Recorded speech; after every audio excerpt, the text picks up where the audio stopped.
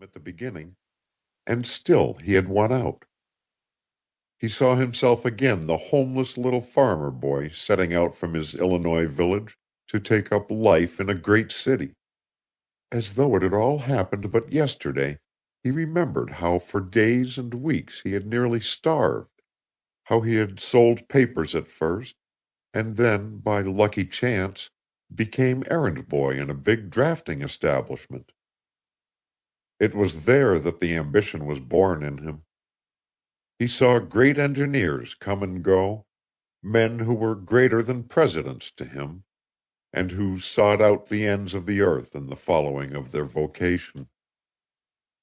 He made a slave of himself in the nurturing and strengthening of his ambition to become one of them, to be a builder of railroads and bridges, a tunneler of mountains, a creator of new things in new lands. His slavery had not lessened as his years increased. Voluntarily he had kept himself in bondage, fighting ceaselessly the obstacles in his way, triumphing over his handicaps as few other men had triumphed, rising slowly, steadily, resistlessly, until now. He flung back his head, and the pulse of his heart quickened as he heard again the words of Van Horn, president of the greatest engineering company on the continent. "Howland, we've decided to put you in charge of the building of the Hudson Bay Railroad. It's one of the wildest jobs we've ever had, and Gregson and Thorne don't seem to catch on. They're bridge builders and not wilderness men.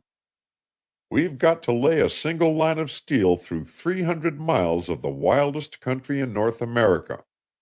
And from this hour, your motto is, 'Do it or bust.' You can report at Le Pas as soon as you get your traps together." Those words had broken the slavedom for Howland. He had been fighting for an opportunity, and now that the opportunity had come, he was sure that he would succeed. Swiftly, with his hands thrust deep in his pockets, he walked down the one main street of Prince Albert, puffing out odorous clouds of smoke from his cigar, every fiber in him tingling with the new joy that had come into his life. Another night would see him in Le Pas, the little outpost 60 miles farther east on the Saskatchewan. Then 100 miles by dog sledge, and he would be in the big wilderness camp where 300 men were already at work clearing a way to the great bay to the north. What a glorious achievement that road would be! It would remain for all time as a cenotaph to his ability, his courage and indomitable persistence.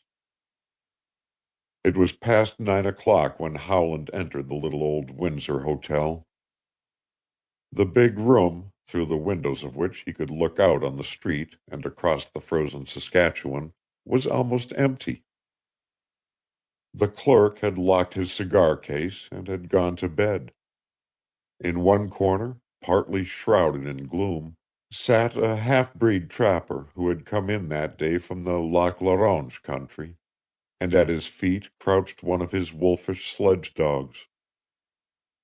Both were wide awake and stared curiously at Howland as he came in. In front of the two large windows sat half a dozen men, as silent as the half-breed, clad in moccasins and thick caribou skin coats. One of them was the factor from a Hudson Bay post at Lac Bain, who had not been down to the edge of civilization for 3 years. The others, including 2 Crees and a Chippewayan, were hunters and postmen who had driven in their furs from 100 miles to the north. For a moment Howland paused in the middle of the room and looked about him. Ordinarily he would have liked this quiet, and would have gone to one of those 2 rude tables to write a letter, or work out a problem of some sort, for he always carried a pocketful of problems about with him. His 15 years of study and unceasing slavery to his ambition had made him naturally as taciturn as these grim men of the North, who were born to silence. But tonight there had come a change over him.